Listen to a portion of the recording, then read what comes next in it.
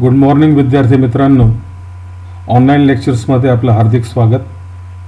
आपण स्टडी करत आहोत चॅप्टर 16 म्हणजे सेमीकंडक्टर डिव्हाइसेस. या अगोदर आपण बायपोलर जंक्शन ट्रान्झिस्टरची माहिती मिळवलेली आहे. पुन्हा एकदा थोडक्यात आपण या बायपोलर जंक्शन ट्रान्झिस्टरचे महत्त्वाचे मुद्दे अभ्यासणार आहोत. A junction transistor is a semiconductor device having two junctions and three terminals. या ट्रान्झिस्टर मध्ये दोन जंक्शन्स असतात आणि कनेक्शन करण्यासाठी तीन टर्मिनल्स आहेत. ट्रान्झिस्टर हा 3 टर्मिनल डिव्हाइस आहे म्हणून त्याचं नाव ठेवलेलं आहे transistor. The current in a transistor is carried by both the electrons and holes.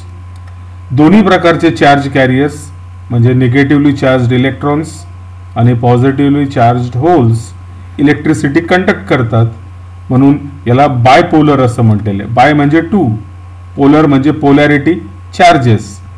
दोन्ही प्रकारचे चार्जेस इथं कंडक्टिव्हिटीसाठी उपयुक्त आहेत, कंडक्टिव्हिटीमध्ये महत्त्वाचा रोल बजावत आहेत म्हणून याला बायपोलर ट्रान्झिस्टर असं म्हटलेलं आहे. आपण बघितलं ट्रान्झिस्टरचे दोन प्रकार आहेत, PNP ट्रान्झिस्टर आणि NPN ट्रान्झिस्टर. या ट्रान्झिस्टरच्या सर्किट सिम्बॉल्स आपण बघितले. या पुस्तकामध्ये इथं चूक झालेली आहे. NPN ट्रान्झिस्टरमध्ये ॲरो बाहेरच्या बाजूला असतो. ट्रान्झिस्टरमध्ये 3 टर्मिनल्स आहेत, 1, 2 आणि 3. मधलं जे आहे हे बेस असणार आहे. थोडक्यात NPN ट्रान्झिस्टरमध्ये हा P रिजन जो आहे हा बेस आहे आणि कडेचे जे 2 N रिजन आहेत जे सारखे आहेत. या दोघांपैकी एक इमिटर असणार आहे, एक कलेक्टर असणार आहे. डायग्राम मध्ये इमिटर आणि कलेक्टर यांना डिफरन्शिएट करण्यासाठी इमिटरला नेहमी ॲरो दाखवलेला असतो. If the arrow is pointing outwards, बाहेर जाणारा ॲरो असेल तर it will be called as NPN transistor. इथं PNP झालेला आहे, it should be NPN transistor. And if the arrow is pointing from emitter towards base म्हणजे inwards, emitter पासून base कडे जाणारा arrow असेल म्हणजे ट्रान्झिस्टरच्या आतमध्ये जाणारा arrow असेल तर it will be called as इथं चूक झालेली आहे. NPN ट्रान्झिस्टरच्या ऐवजी तिथं म्हणायचं आहे PNP ट्रान्झिस्टर. लक्षात घ्या, इथं PNP ट्रान्झिस्टर नाव असलं पाहिजे, इथं NPN ट्रान्झिस्टर नाव असलं पाहिजे. आता हा जो ॲरो आहे तो कशासाठी काढलेला आहे तर this arrow indicates the direction of current flowing through the transistor when it is properly biased.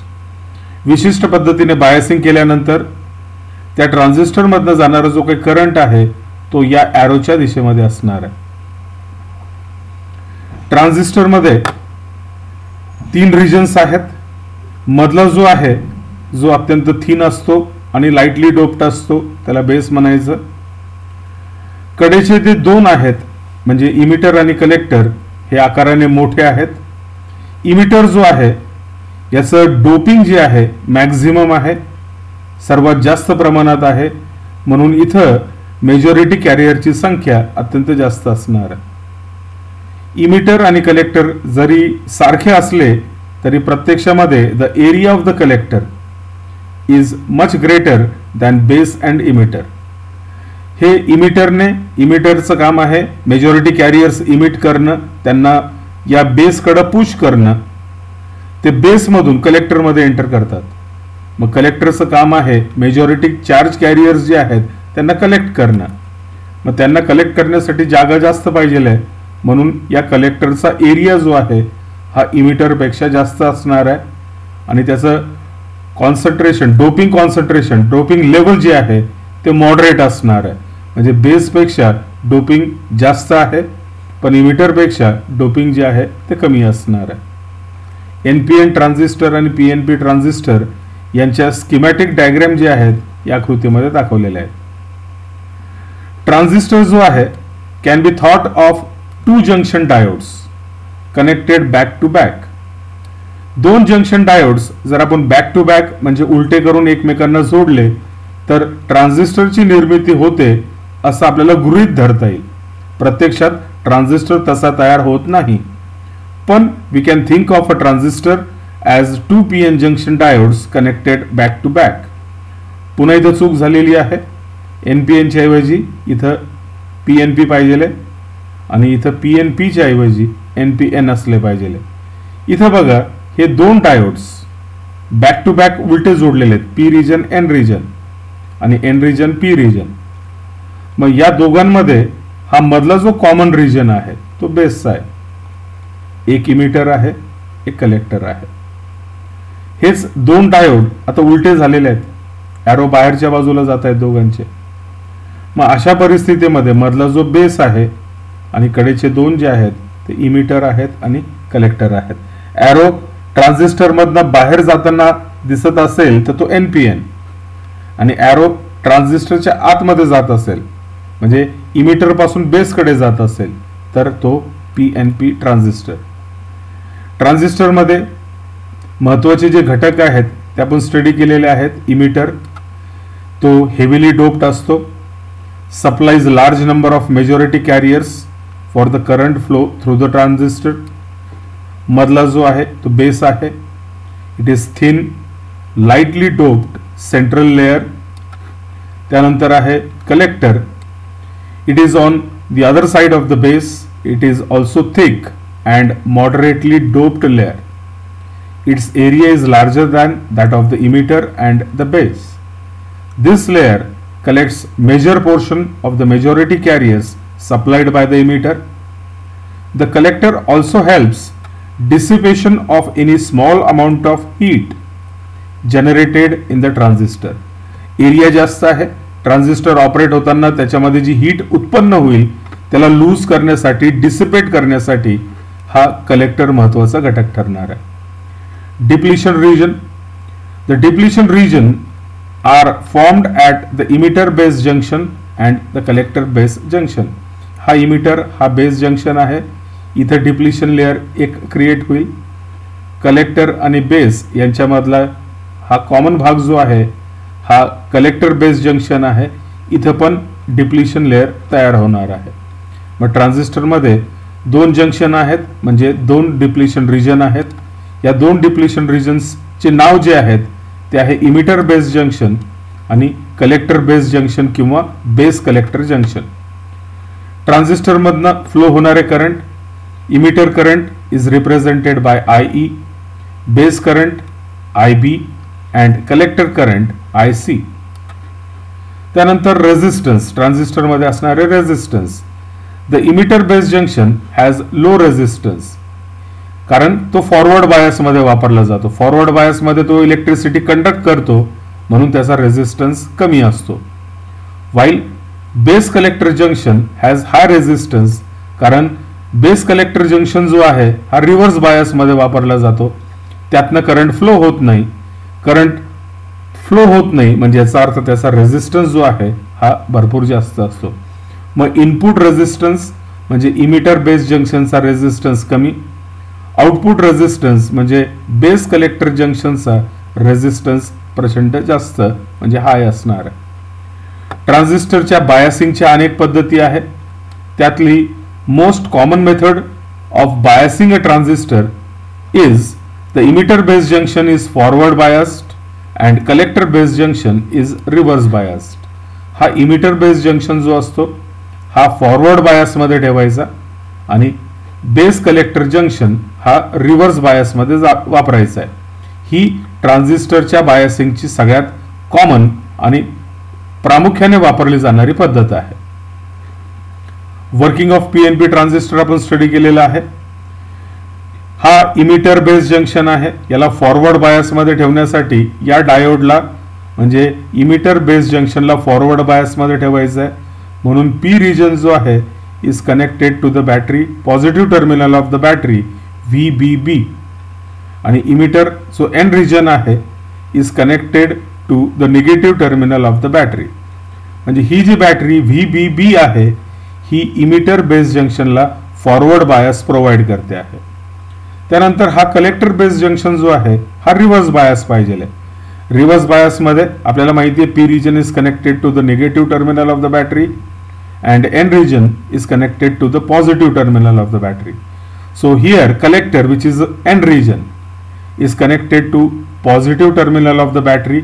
Battery आहे VCB, आउटपुटची battery VCB, N region VCB च्या पॉझिटिव्हला आणि P रिजन बॅटरीच्या निगेटिव्हला. मग ही जी बॅटरी VCB आहे ही रिव्हर्स बायस प्रोव्हाइड करणार आहे आणि ही बॅटरी VBB जी आहे ही फॉरवर्ड बायस प्रोव्हाइड करणार आहे. सुरुवातीला आता इथं या आकृतीमध्ये फक्त आपल्याला ही बॅटरी महत्वाची आहे. इनपुटचा रेझिस्टन्स आउटपुटचा रेझिस्टन्स आवश्यक नाही. आता हे दोन्ही टर्मिनल जे आहेत म्हणजे बॅटरीचं निगेटिव्ह टर्मिनल आणि या बॅटरीचं पॉझिटिव्ह टर्मिनल इथं कॉमन केलेलं आहे.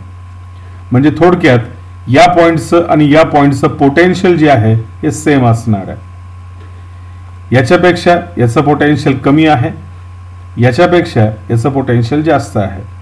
मग बॅटरीच्या ऐवजी इथं आकृतीमध्ये जर बघितलं तर हा पोर्शन कॉमन केलेला आहे. हे पॉझिटिव्ह टर्मिनलला गेलेलं होतं म्हणून याचं पोटेन्शियल पॉझिटिव्ह, याच्या तुलनेमध्ये हे निगेटिव्ह आहे. बॅटरी काढून टाकलेली आहे आणि या बॅटरीच्या पोलॅरिटीज जे आहेत इथं दाखवलेल्या आहेत, मायनस आणि प्लस. इथं प्लस आणि मायनस या दोन टोकांमधला पोटेन्शियल डिफरन्स VCB आहे. या दोन पॉइंट्स मधला पोटेन्शियल डिफरन्स VBB आहे. आता सुरुवातीला या फॉरवर्ड बायसमुळे हा फॉरवर्ड बायस प्रोव्हाइड करतो आहे म्हणजे हा diode emitter base junction forward bias होईल. सुरुवातीला इथं फ्री इलेक्ट्रॉन्स नाही, P रिजन मध्ये होल्स असतात, इथं फ्री इलेक्ट्रॉन्स नाहीये. पण ह्या बायसमुळे हे इलेक्ट्रॉन्स जंक्शनला ओलांडून या बेस रिजन मध्ये एंटर करतील. इथं या आकृतीमध्ये दिसतंय की इथे इलेक्ट्रॉन्स होते, काही इलेक्ट्रॉन्स इकडे आले. जेवढे इलेक्ट्रॉन्स आतमध्ये येतील बेसमध्ये एंटर करतील बॅटरीचं निगेटिव्ह टर्मिनल तेवढे इलेक्ट्रॉन्स पुन्हा बेस या इमिटरला देऊन टाकेल. म्हणजे कुठल्याही परिस्थितीमध्ये या इलेक्ट्रॉनची संख्या जी आहे ती कॉन्स्टंट राहणार आहे. इलेक्ट्रॉन्स बेसमध्ये आले, निगेटिव्ह टर्मिनल तेवढे इलेक्ट्रॉन्स लगेच पुरवणार आहे. आता हे इलेक्ट्रॉन्स जे इमिटर मधून बेसमध्ये पुश झालेले आहेत, या इलेक्ट्रॉन्स पैकी काही इलेक्ट्रॉन्स या P रिजन मध्ये असणाऱ्या होल्स बरोबर रिकंबाईन होतील आणि नष्ट होतील. पण अशा इलेक्ट्रॉनची संख्या अत्यंत कमी असेल म्हणजे साधारणतः 5%. असं होण्याचं कारण बेस जो आहे हा लाईटली डोप्ड आहे, थिन आहे, म्हणून कॉम्बिनेशन होण्यासाठी त्याला पुरेसा वेळ मिळत नाही. म्हणून अल्प प्रमाणामध्ये इलेक्ट्रॉन्स होल बरोबर कंबाईन होऊन नष्ट पावतात आणि मेजॉरिटी ऑफ इलेक्ट्रॉन्स जे बेसमध्ये आलेले आहेत, इमिटरकडनं बेसमध्ये आलेले आहेत, या कलेक्टरच्या हाय पॉझिटिव्ह पोटेन्शियलमुळे या पॉझिटिव्ह पोटेन्शियलमुळे हे इलेक्ट्रॉन्स जे आहेत हे कलेक्टरमध्ये खेचले जातील, कलेक्टरकडे ओढले जातील. इथे इलेक्ट्रॉनची संख्या वाढली, जेवढे इलेक्ट्रॉन्स आतमध्ये येतील कलेक्टरमधनं तेवढे इलेक्ट्रॉन्स बाहेर पडतील आणि एक्सटर्नल सर्किटमध्ये आपल्याला करंट मिळेल. तर अशा पद्धतीने ट्रान्झिस्टर जो आहे तो ऑपरेट होणार आहे. इथं पाहता येईल आपल्याला इलेक्ट्रॉन्स बेसमध्ये आले, निगेटिव्ह टर्मिनलने इलेक्ट्रॉन्स आतमध्ये पाठवले. This arrow indicates the direction of electronic current. प्रत्यक्षात करंट जो आहे तो निगेटिव्ह चार्ज म्हणजे इलेक्ट्रॉनच्या फ्लोच्या विरुद्ध असतो. म्हणजे कन्व्हेन्शनल करंट जर घेतला तर त्याचं डायरेक्शन बाहेरच्या बाजूला असेल. सध्या इलेक्ट्रॉन्स आत जात आहेत. आता या इलेक्ट्रॉन्स मधने काही 5% इलेक्ट्रॉन्स इथं नष्ट पावले. मग इथे इलेक्ट्रॉन नष्ट पावले म्हणजे इलेक्ट्रॉन होल रिकंबाईन झाले म्हणजे होलची संख्या कमी झाली. मग पॉझिटिव्ह टर्मिनल तेवढे होल्स इथं आतमध्ये पाठवणार आहे.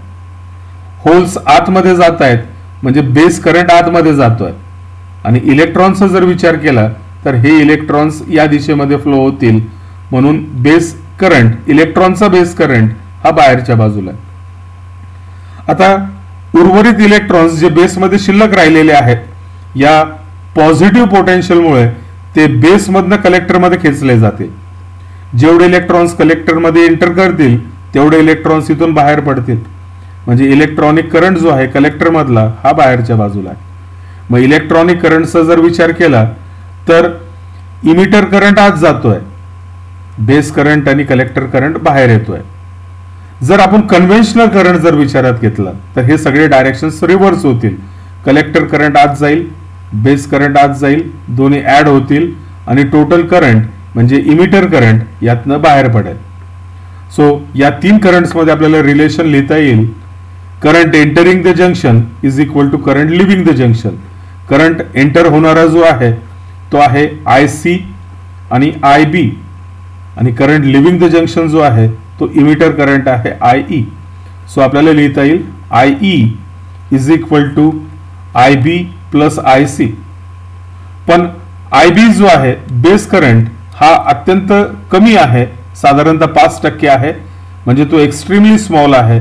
म्हणून जर आपण त्याला निग्लेक्ट केलं तर आपल्याला मिळतंय IC is equal to IE, म्हणजे collector current is approximately equal to the emitter current. Transistor configuration. ट्रान्झिस्टरला वापरण्यासाठीच्या पद्धती. आपल्याला माहिती आहे कुठल्याही सर्किटमध्ये एकूण 4 टर्मिनलची आवश्यकता असते, 2 इनपुट देण्यासाठी आणि 2 आउटपुट घेण्यासाठी. पण ट्रान्झिस्टरमध्ये फक्त 3 टर्मिनल आहेत.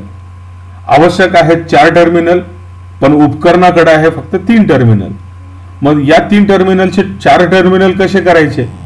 तर आपण काय करणार आहोत, या 3 टर्मिनल्स पैकी एक टर्मिनल जो आहे तो इनपुटला आणि आउटपुटला कॉमन ठेवणार आहोत.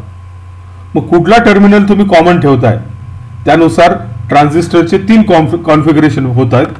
आणि हे 3 कॉन्फिगरेशन जे आहेत ते आहेत कॉमन इमिटर कॉन्फिगरेशन म्हणजे CE कॉन्फिगरेशन, कॉमन बेस म्हणजे CB कॉन्फिगरेशन आणि कॉमन कलेक्टर म्हणजे CC कॉन्फिगरेशन. कॉमन इमिटर कॉन्फिगरेशनचा जर विचार केला तर emitter of the transistor is common to both input and output.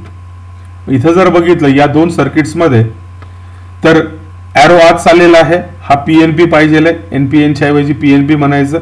Arrow बाहेर येतो आहे म्हणजे PNP च्या ऐवजी याला म्हणायचं आहे NPN ट्रान्झिस्टर.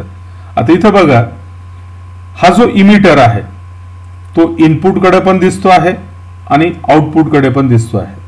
म्हणजे इमिटरचं टर्मिनल जे आहे या दोन्ही आकृत्यांमध्ये इमिटर कॉमन ठेवलेला आहे. हा भाग इनपुटचा आहे आणि हा भाग आउटपुटचा आहे. मग इनपुट आणि आउटपुट या दोघांमध्ये इमिटर कॉमन ठेवलेला आहे, म्हणून अशा कॉन्फिगरेशनला म्हणायचं आहे common emitter configuration. Common base configuration मध्ये the base of the transistor is common to both input and output. आता इथं बघा मधल्या भागामध्ये बेस ठेवलेला आहे, पूर्वी इमिटर होता. आता या डायोडचं चिन्ह जे आहे, सिम्बॉल जो आहे तो रोटेट केलेला आहे, बेस खाली आणलेला आहे आणि बेसला इनपुट साठी म्हणजे या बाजूला इनपुट आहे आणि या बाजूला आपल्याला आउटपुट घ्यायचं आहे.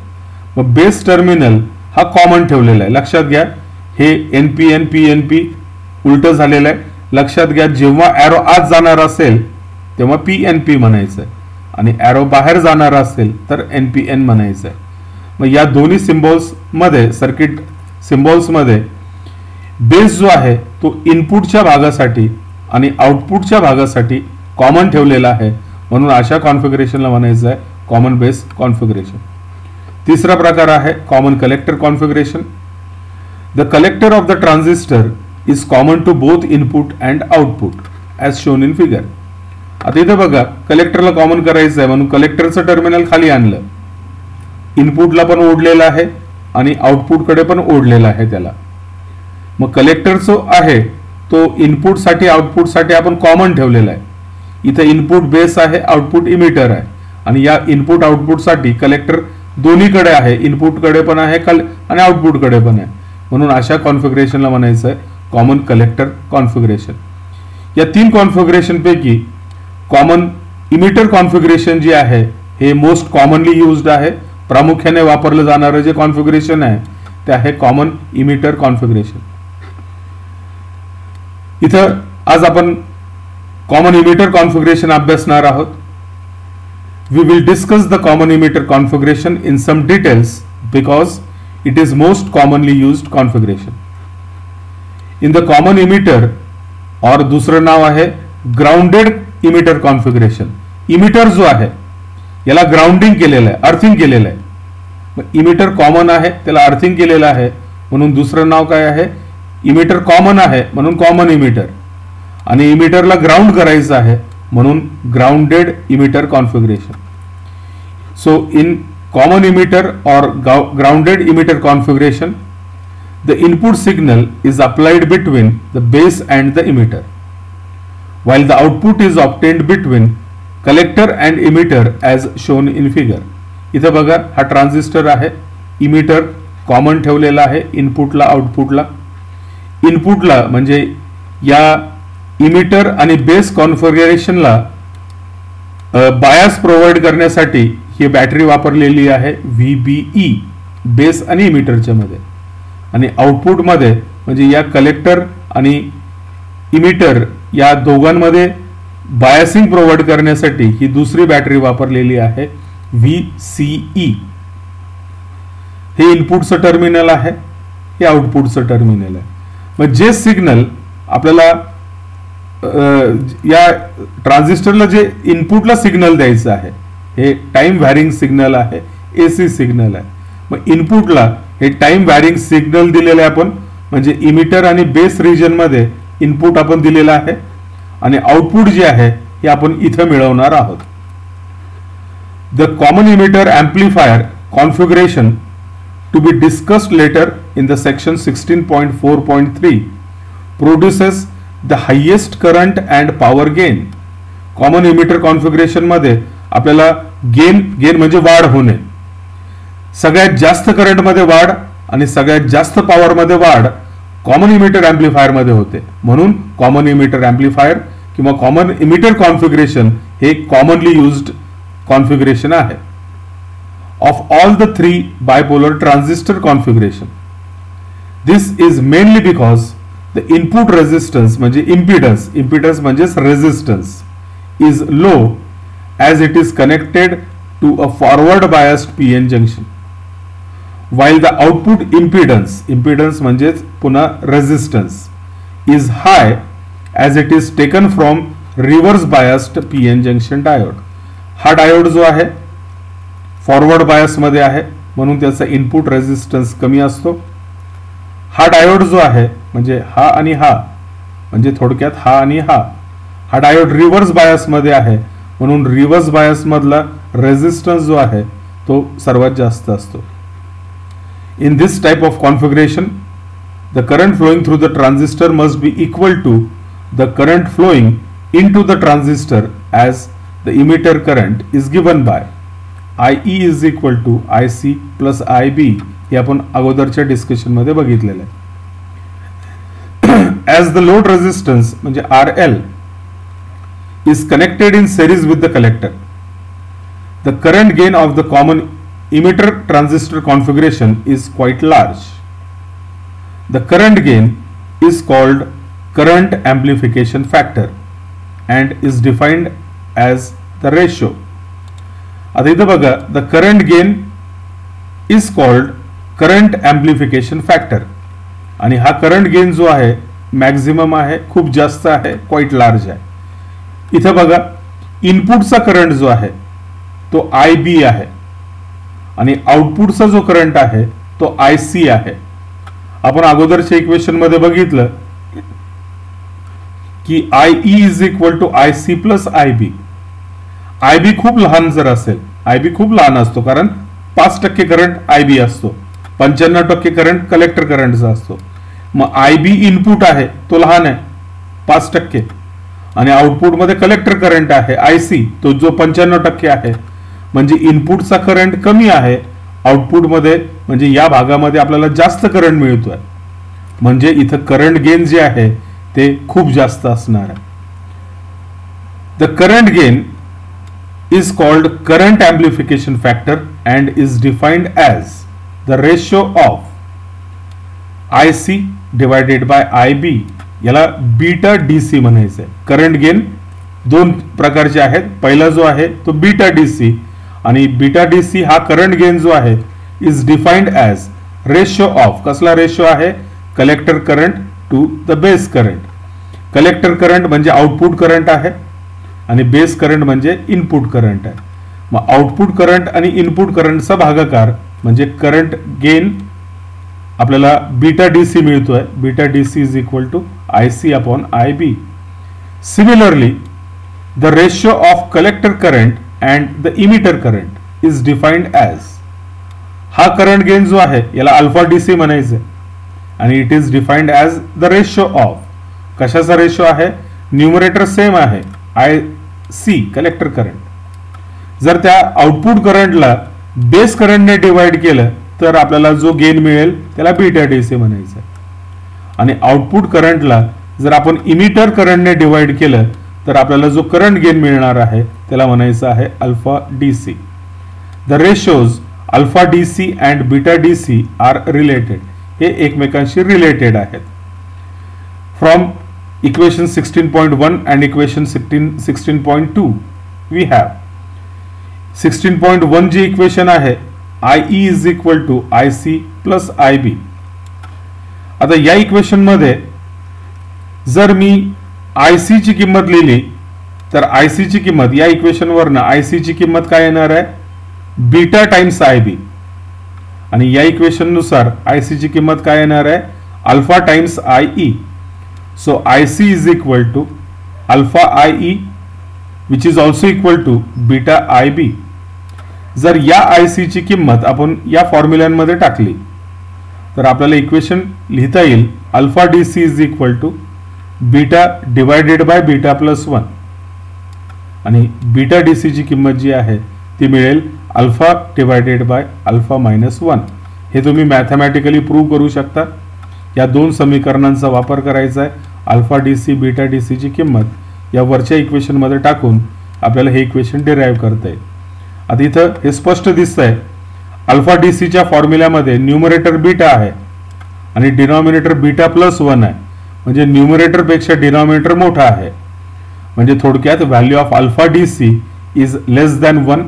साधारणतः ती किंमत मॅक्झिमम 0.95 ते 0.97 च्या दरम्यान असते. बीटा DC जो आहे is alpha upon alpha minus 1. मग इथं न्यूमरेटरला अल्फा आहे, डिनॉमिनेटरला अल्फा मायनस 1 आहे, म्हणजे न्यूमरेटर पेक्षा डिनॉमिनेटर लहान आहे, म्हणजे बीटाची किंमत जी आहे इज ऑलवेज ग्रेटर दॅन 1. मग दोन प्रकारचे करंट गेन्स जे आहेत, अल्फा DC त्याची व्हॅल्यू लेस दॅन 1 असणार आहे, बीटा DC जो आहे या करंट गेनची किंमत ही 1 पेक्षा नेहमी जास्त असणार आहे. Since the electrical relationship between these three currents IB, IC and IE is determined by the physical construction of the transistor itself. Any small change in the base current म्हणजे IB will result in much larger change in the collector current. Thus, a small change in current flowing in the base will control the current in the emitter collector circuit. जर base current आपण अल्प प्रमाणाने थोड्या प्रमाणाने change केला तर output current प्रचंड प्रमाणाने चेंज होतो. म्हणजे आउटपुटचा जो करंट आहे आपल्याला माहिती आहे ओम्स लॉ नुसार V is equal to IR. मग या रिलेशन नुसार जर आपल्याला करंट बदलायचा असेल तर व्होल्टेज बदलावं लागतं. पण ट्रान्झिस्टर मध्ये जर आपल्याला आउटपुट करंट बदलायचं असेल तर या आउटपुट करंट वरती या आउटपुट व्होल्टेजचं नियंत्रण नाही. आउटपुट करंट जर बदलायचं असेल तर आपल्याला इनपुट करंट बदलला तर आउटपुट करंट प्रचंड प्रमाणाने बदललेला दिसतो. Typical value of beta DC is between 20 and 200 for most general purpose transistor.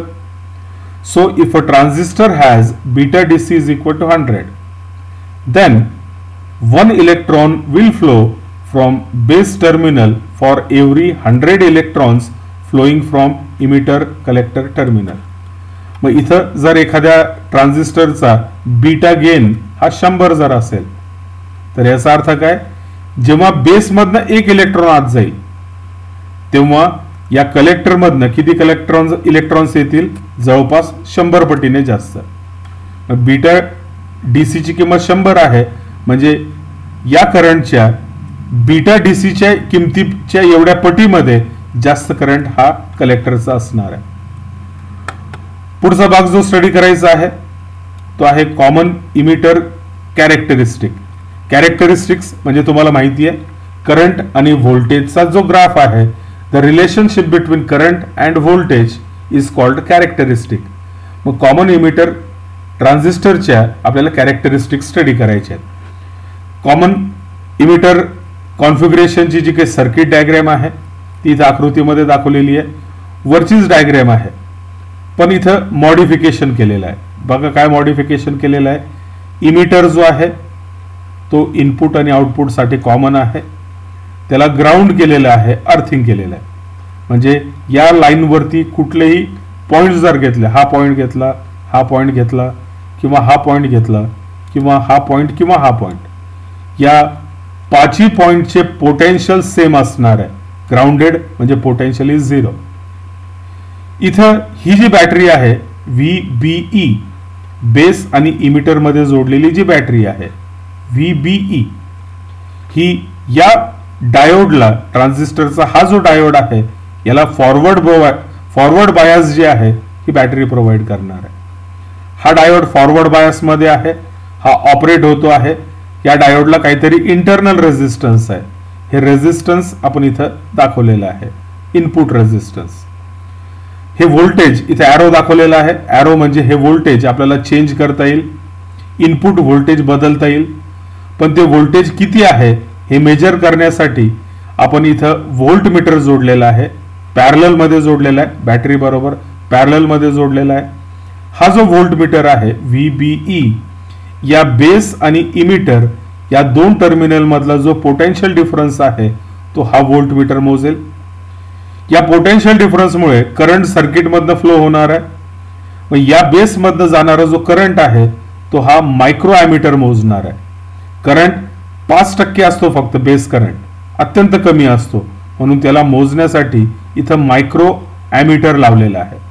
Micro ॲमीटरचं काम आहे हा इनपुट करंट म्हणजे बेस करंट मेजर करेल. त्यानंतर हा कलेक्टर आणि बेस रिजन हा रिव्हर्स बायस पाहिजे.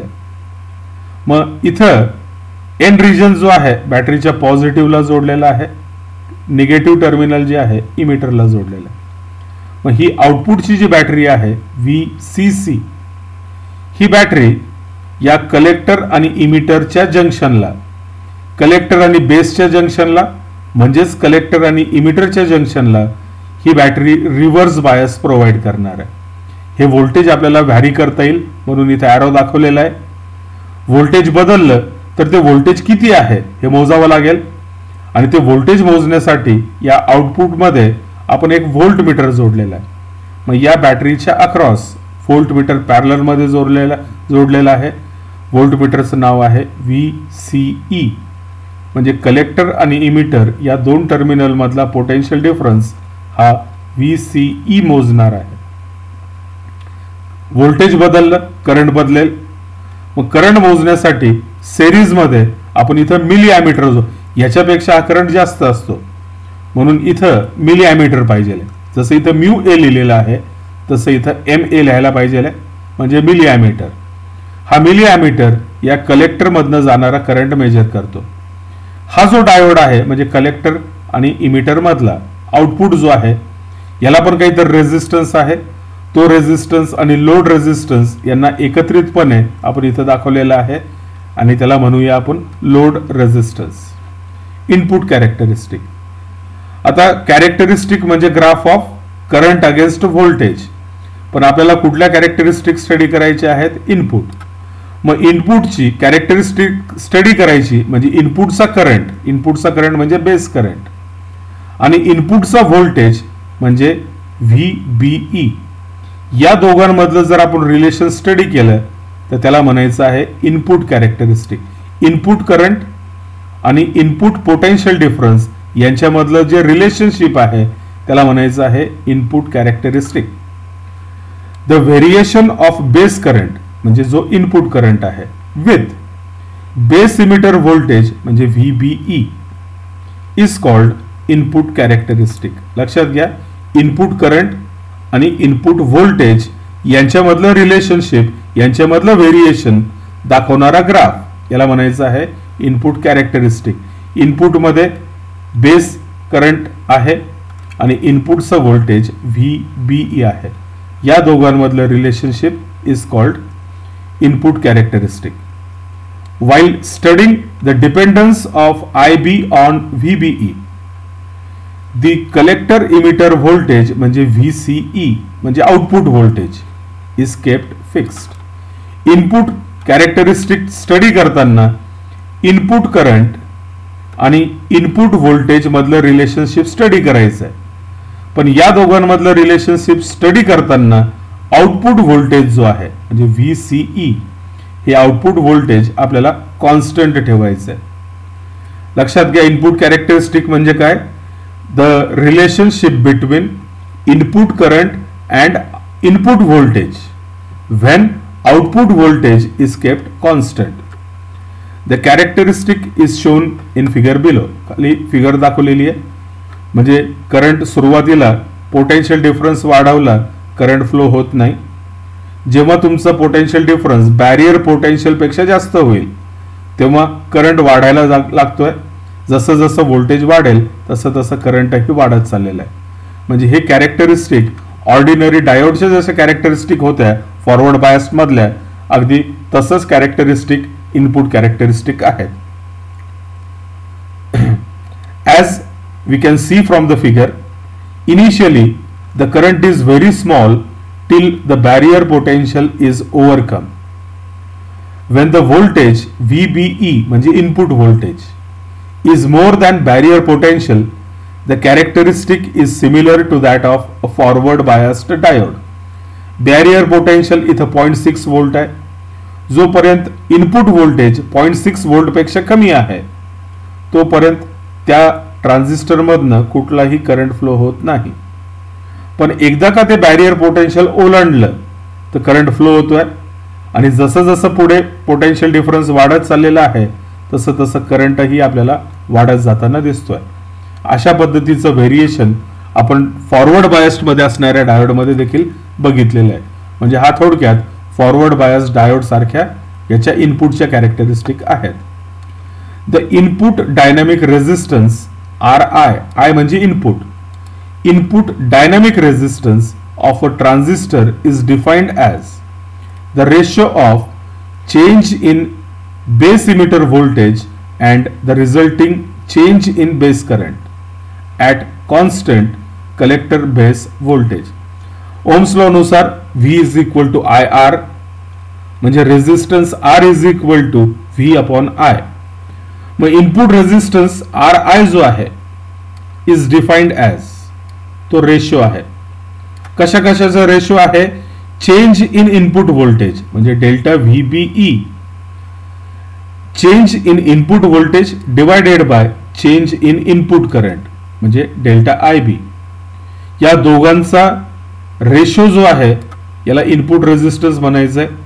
पण ही किंमत काढताना आपल्याला VCE जो आहे तो कसा ठेवायचा आहे? कॉन्स्टंट. म्हणजे इथं VCE ची किंमत जर बदलली, हे VCE 10 आहे, VCE 12 जर असतं तर ग्राफचं नेचर असं आलं असतं. इथून तो कर्व असा झाला असता, या मार्गाने कर्व गेला असता. म्हणजे हे व्हेरिएशन VCE वरती अवलंबून आहे. मग VCE जसं बदलेल तसं इनपुटचा रेझिस्टन्स बदलतोय. मग या इनपुटचा रेझिस्टन्स कॉन्स्टंट नाही, तो या कलेक्टर बेस व्होल्टेज प्रमाणे चेंज होतो आहे. म्हणून या रेझिस्टन्सला नाव आलेलं आहे डायनॅमिक. डायनॅमिक म्हणजे तो कॉन्स्टंट नाही, its value changes with some another variable. इथं कलेक्टर बेस व्होल्टेज आहे, हे कलेक्टर बेस व्होल्टेज चेंज केलं तर इनपुटचा रेझिस्टन्स चेंज होतो. म्हणून या इनपुटच्या रेझिस्टन्सला नाव दिलेलं आहे इनपुट डायनॅमिक रेझिस्टन्स. पुन्हा एकदा लक्षात घ्या, इनपुट डायनॅमिक रेझिस्टन्स म्हणजे काय? Change in input voltage divided by change in input current when the output voltage is kept constant. The output characteristic of a transistor is shown in figure 16.24. आता output characteristic म्हणजे काय तर या diagram मध्ये बघू. आता आउटपुटचा जो करंट आहे तो आहे IC आणि आउटपुटचा जो व्होल्टेज आहे तो आहे VCE. आता या आउटपुटचा करंट आणि व्होल्टेज यांच्यामधलं रिलेशनशिप स्टडी करायचं आहे. पण हे स्टडी करताना आपण इनपुटचा जो करंट आहे IB हा कॉन्स्टंट ठेवायचा आहे. इनपुट कॅरेक्टरिस्टिक मध्ये आपण आउटपुट व्होल्टेज कॉन्स्टंट ठेवलेला आहे आणि आउटपुट कॅरेक्टरिस्टिक स्टडी करताना आपल्याला इनपुटचा करंट कॉन्स्टंट ठेवायचा आहे. म्हणजे आपल्याला कशा आउटपुट कॅरेक्टरिस्टिक स्टडी करायचं म्हणजे आपल्याला काय करायचं, या IC आणि VCE यांच्यामधलं रिलेशनशिप स्टडी करायचं, या दोघांमधलं रिलेशन स्टडी करायचं. पण हे स्टडी करताना आपण इनपुट करंट म्हणजे IB करंट हा कॉन्स्टंट ठेवणार आहोत. The variation of collector current म्हणजे IC with the variation in collector emitter voltage is called output characteristic of a transistor. The base current IB is constant at this time. या current आणि व्होल्टेजचा relationship study करताना input current म्हणजे base current हा आपल्याला constant ठेवायचा आहे. From the curve we can see that the collector current IC is independent of VCE as long as the collector emitter junction is reverse biased. Also, the collector current IC is large for large values of base current IB when VCE is constant. आपण इथं graph बघूया output कॅरेक्टरिस्टिकच्या. आता इथं बघा हे output voltage आहे VCE आणि हे आउटपुट करंट आहे म्हणजे IC.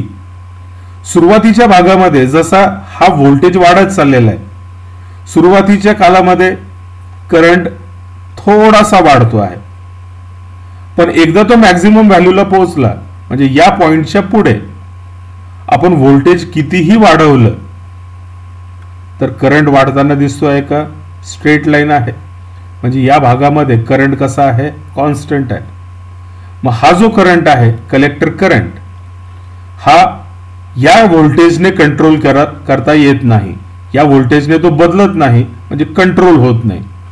सो कलेक्टर करंट म्हणजे output current IC is not controlled by the output voltage म्हणजे इमिटर कलेक्टर व्होल्टेज किंवा कलेक्टर इमिटर व्होल्टेज VCE. पण आता बघा जर मी बेस करंट जो होता या पहिल्या ग्राफसाठी 10 मायक्रो एम्पियर आहे, जर तो बेस करंट मी 10 च्या ऐवजी 20 केला तर बघा मॅक्झिमम व्हॅल्यू जी होती करंटची, करंट इथपर्यंतच वाढला होता. 20 साठी हा करंट इथपर्यंत वाढतोय, पुढे तो स्थिर राहतोय, पण हा मॅक्झिमम करंट जो आहे तो वाढलेला आहे. हे 20 च्या ऐवजी 30 केलं मी तर इथं बघा करंट जो आहे या मॅक्झिमम व्हॅल्यूपेक्षा आणखीन वाढलेला आहे, इथपर्यंत झालेला आहे. मग जर आपल्याला या आउटपुट करंटला वाढवायचं असेल, बदलायचं असेल तर ते व्होल्टेजने बदलता येत नाही, पण बेस करंट जसा वाढेल, हा बेस करंट जसा जसा वाढत चाललेला आहे तसं तसं या लाईन्सचं इंटरसेक्शन बघा वाढत चाललेलं आहे, म्हणजे कलेक्टर करंट जो आहे तो वाढतो आहे. So collector current is controlled by base current. Collector current is not controlled by collector to emitter voltage. ट्रान्झिस्टरला दुसरं नाव आहे कंट्रोल डिव्हाइस. कंट्रोल डिव्हाइस म्हणण्याचं कारण आउटपुट करंट जो आहे तो इनपुट करंटने कंट्रोल करता येतो. इनपुट करंट जर आपण थोड्या प्रमाणाने बदलला तर आउटपुट करंट मधली वाढ ही प्रचंड प्रमाणाने होते. So current controls current, so transistor is also called as control device. The input त्याच्या पुढचा भाग आपण स्टडी करतोय. The variation of collector current IC with variation in collector emitter voltage is called output characteristic of transistor. The base current IB is constant at a given time. From the curve we see that the collector current IC is independent of VCE. VCE किती वाढवला तर IC constant आहे म्हणून तिथं IC is independent of VCE as long as the collector emitter junction is reverse biased. Also, the collector current IC is large for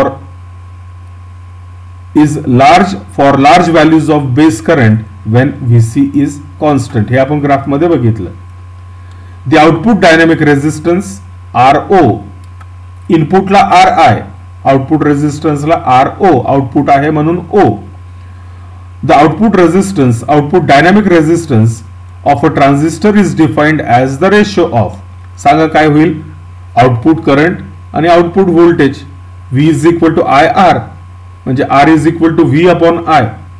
so output dynamic resistance is the ratio of change in output voltage to the change in output current. पण हे चेंजचा ratio घेताना आपल्याला input current कसा ठेवलेला आपण constant. So output dynamic resistance of a transistor is defined as the ratio of change in collector emitter voltage म्हणजे VCE and the change in collector current म्हणजे IC for constant base current म्हणजे IB. So formula जो आहे output resistance RO is equal to change in output voltage divided by change in output current. पण हे study करताना base current कसा असला पाहिजे कॉन्स्टंट. आता आपल्याला ट्रान्झिस्टरचे काही युजेस स्टडी करायचे आहेत. ट्रान्झिस्टरचा पहिला यूज जो आहे तो आहे as an amplifier. So the next article is transistor as an amplifier. आता ॲम्प्लिफायर म्हणजे काय थोडक्यात ती माहिती घेऊया. Amplifier is a device which is used for increasing the amplitude of alternating signal. Signal common शब्द वापरलेला आहे व्होल्टेज, करंट किंवा पॉवरला.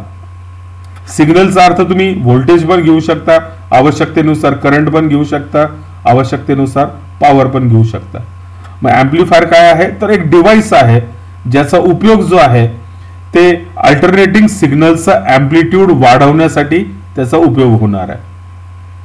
We will discuss an amplifier using an NPN transistor in common emitter configuration. Figure 16.25 shows a typical circuit used for transistor as an amplifier. Common emitter आहे आणि arrow बाहेर येतोय म्हणजे NPN transistor. आता इथं बघा त्याने उल्लेख केलेला आहे NPN आणि इथं पहिल्यांदा arrow बाहेरच्या बाजूला दिसतोय म्हणजे ही सर्किट डायग्राम बरोबर आहे. एरो बाहेर येतोय म्हणजे NPN ट्रान्झिस्टर आहे आणि त्याला कॉमन इमिटर कॉन्फिगरेशन मध्ये वापरायचं आहे. म्हणजे इमिटर जो आहे तो इनपुटला आणि आउटपुटला कॉमन ठेवायचा. या डायोडला म्हणजे इमिटर बेसचा जो जंक्शन आहे त्याला फॉरवर्ड बायस मध्ये ठेवायचा आहे. फॉरवर्ड बायस साठी हा बॅटरी सोर्स आपण इथं लावलेला आहे VBE. बेस आणि इमिटर मध्ये बॅटरी जोडलेली आहे म्हणून VBE. या डायोडला ऑपरेट होताना त्याला जो काही रेझिस्टन्स असेल तो रेझिस्टन्स इथं दाखवलेला आहे RB. हा जो जंक्शन आहे इमिटर आणि कलेक्टर मधला हा रिव्हर्स बायस मध्ये जोडायचा आहे. रिव्हर्स बायस देणारी ही बॅटरी आहे. या बॅटरीचं नाव आहे VCE. कलेक्टर आणि इमिटरच्या मध्ये ती जोडलेली आहे. So VCE. इथं आउटपुटचा रेझिस्टन्स आणि आपण लोड रेझिस्टन्स जोडतो. मग हा लोड रेझिस्टन्स यांना एकत्रितपणे इथं आपण RL म्हणून दाखवलेला आहे. या सर्किटमध्ये इनपुटला आपण काहीतरी सिग्नल देणार आहोत आणि याचा ॲम्प्लिट्यूड आपल्याला इथं वाढवून मिळणार आहे. इथं आपल्याला आउटपुट व्होल्टेज मिळणार आहे आणि हे आउटपुट व्होल्टेज जर याच्यापेक्षा जास्त मिळालं तर या सर्किटने त्या सिग्नलला ॲम्प्लिफाय केलेला आहे. या सर्किटचा उपयोग ॲम्प्लिफायर म्हणून होतो आहे. वर्किंग ऑफ अन ॲम्प्लिफायर अगोदर हा भाग स्टडी करूया. A small sinusoidal input signal is superimposed on DC bias as shown in figure. Input मध्ये हा बायस पण आहे. या बायस बरोबर हे AC सिग्नल सुपरइम्पोज केलेला आहे, दोघांना कंबाईन केलेला आहे आणि हे कंबाइंड व्होल्टेज या इनपुटला दिलं जात आहे. The base current IB and the collector current IC will have these sinusoidal variations superimposed on them. Input मध्ये AC मिक्स केलेला आहे म्हणजे व्हेरिएशन आहे. म्हणजे इनपुटचा बेस करंट जो आहे याच्यामध्ये फ्लक्च्युएशन असणार आहे, व्हेरिएशन असणार आहे आणि आपल्याला माहिती आहे बेस करंट बदलला तर कलेक्टर करंट पण बदलतो म्हणून कलेक्टर करंट मध्ये सुद्धा हे सायन्युसॉइडल व्हॅरिएशन्स आपल्याला पाहायला मिळते. दिस कॉजेस द आउटपुट व्होल्टेज म्हणजे VO ऑल्सो टू चेंज सायन्युसॉइडली. मग आउटपुट करंट व्हॅरी झाला म्हणजे या आउटपुटच्या दोन टोकांमधलं व्होल्टेज पण व्हॅरी होईल. A capacitor is connected in the output circuit to block the DC component. इथं बघा कॅपॅसिटर जोडलेला आहे, इथं पण एक कॅपॅसिटर जोडलेला आहे. या कॅपॅसिटरचं काम जे आहे याच्यामधला जो डीसी कंपोनंट आहे तो ब्लॉक केला जाईल.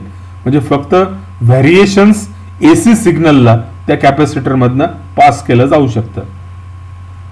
A load resistance RL is connected in the collector circuit. Output is obtained across this resistance. या कलेक्टरच्या सर्किटमध्ये एक हाय रेजिस्टन्स म्हणजे लोड रेजिस्टन्स आपण जोडलेला आहे आणि या लोड रेजिस्टन्सच्या दोन टोकांमध्ये आपल्याला आउटपुट मिळवायचं आहे. आता हा एम्प्लिफायर कसं कार्य करतोय, working of the amplifier. Let us discuss the working of amplifier when the input signal V is not applied. Consider the output loop we have from Kirchhoff's law. Equation काय लिहिलेलं बघा, VCC is equal to VCE plus IC times RL. RL L suffix पाहिजे अशा पद्धतीने. VCC is equal to VCE plus ICRL. या figure मध्ये बघू, या टोकापासून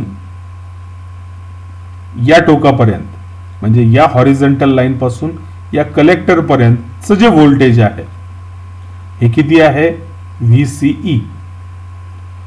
पण हा जो भाग आहे याचे दोन भाग करतो. या रेषेपासून बेस पर्यंतचं व्होल्टेज प्लस बेस पासून कलेक्टर पर्यंतचं व्होल्टेज म्हणजे इथून इथपर्यंतचं व्होल्टेज प्लस इथून इथपर्यंतचं व्होल्टेज बरोबर इथून इथपर्यंतचं व्होल्टेज. या दोन टोकांमधलं व्होल्टेज किती आहे, C आणि E मध्ये हे व्होल्टेज आहे VCE. इथून इथपर्यंतचं व्होल्टेज किती आहे, इथून इथपर्यंत हे आहे VBE. आणि इथून इथपर्यंतचं जे व्होल्टेज आहे हे आउटपुट मधला करंट गुणिले आउटपुटचा रेजिस्टन्स. आउटपुट मधला करंट आहे IC आणि आउटपुटचा रेजिस्टन्स आहे RL. सो आपल्याला काय लिहिता येईल, VCE is equal to VBE म्हणजे इथून इथपर्यंत प्लस इथून इथपर्यंतचा व्होल्टेज तो आहे IC into RL. So VCC is equal to VCE plus ICRL. Similarly, for the input loop we have VBB is equal to VBE plus IBRB.